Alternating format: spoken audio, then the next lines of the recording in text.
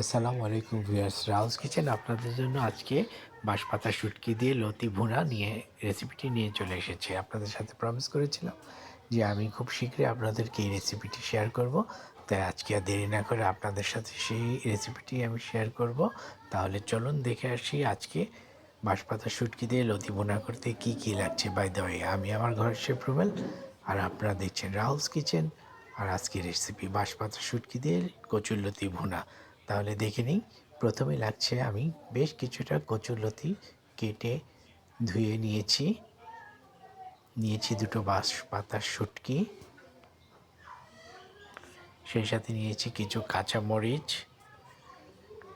কিছু পেঁয়াজগুলো আমি কুচি করে নিয়েছি, এখানে দেখতে পাচ্ছেন পেঁয়াজ কুচি করা আছে, এবং নিয়েছি বেশ কিছুটা আস্ত রসুনের কোয়া এবং কিছুটা রসুন কুচি। তার সাথে লাগছে কিছু মরিচের গুঁড়া, হলুদের গুঁড়া, এবং লাগছে সামান্য আদা রসুন পেস্ট এবং স্বাদমতো লবণ।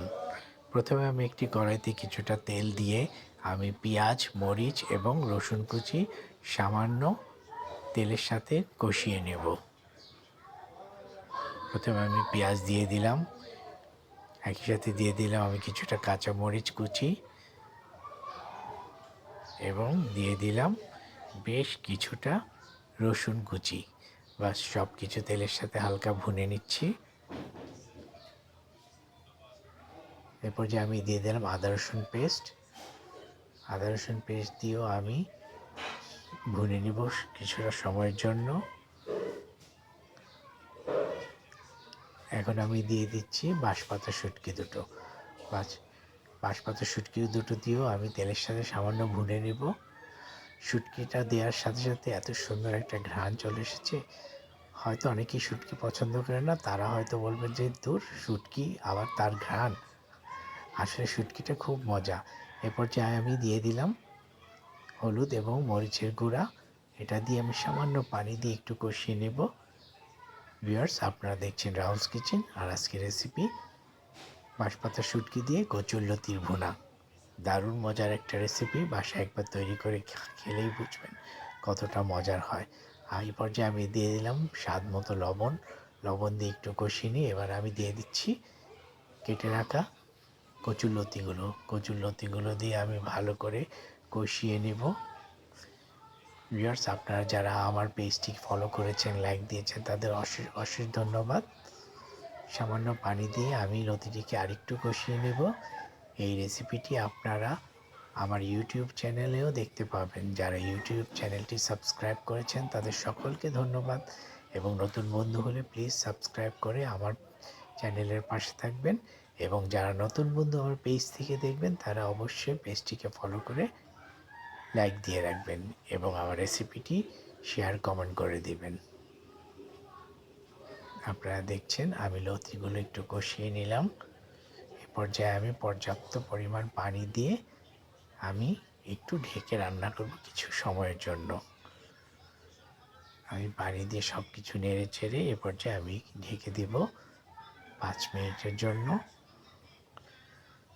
5 মিনিট পর আমি ঢাকনাটা তুলে নিলাম। এখন আমি দিয়ে দিচ্ছি আস্ত রসুনের কোয়াগুলো দিয়ে আমি নেড়ে চেড়ে আবারও কিছুটা সময়ের জন্য ঢেকে দিচ্ছি। আমি ঢাকনাটা তুলে আপনাদেরকে দেখাচ্ছি কচুরলতিটা কিন্তু মোটামুটি হয়ে এসেছে। আমি বেশ নেড়ে ছেড়ে আরেকটু সময়ের জন্য ঢেকে দেব। এবার ঢাকনাটা তুলে আপনাদেরকে দেখেছি তেলটা কিন্তু সেপারেট হওয়া শুরু করেছে। এরপর যে আমি দিয়ে দিলাম কিছুটা লেবুর রসটা দিলে গলাটা আর কামড়াবে না। আমরা জানি কচুরলতি এইসব জাতীয় খাবারের মধ্যে একটু লেবুর রস দিলে আর গলাটা ধরে না। এখন আমি কড়াইটা ঘুরিয়ে সাইডগুলো একটু হালকা পোড়া পোড়া করে নিব। আপনারা দেখছেন তেলগুলো কিন্তু অলরেডি সেপারেট হয়ে গেছে। বাস, কচুরলতিটা কিন্তু আমার কমপ্লিট হয়ে গেছে। আমি কিছুক্ষণ পরে আপনাদেরকে একটু পরিবেশন করে দেখাবো। তার আগে আপনাদের সাথে বলতে চাই, আপনারা সবাই ঘরের খাবার খাবেন, নিজের স্বাস্থ্যের প্রতি যত্নবান হবেন। দেখছেন না কতটা লোভনীয় লাগছে। আপনারা একবার বাড়িতে তৈরি করে খাবেন। আমি অবশ্যই বলবো যে আপনাদের ভালো লাগবে। তাহলে আজকে এখানেই বিদায় নিচ্ছি। রেসিপিটি ভালো লাগলে অবশ্যই বাড়িতে তৈরি করে খাবেন। আজকের মতো বিদায়। আল্লাহ হাফেজ।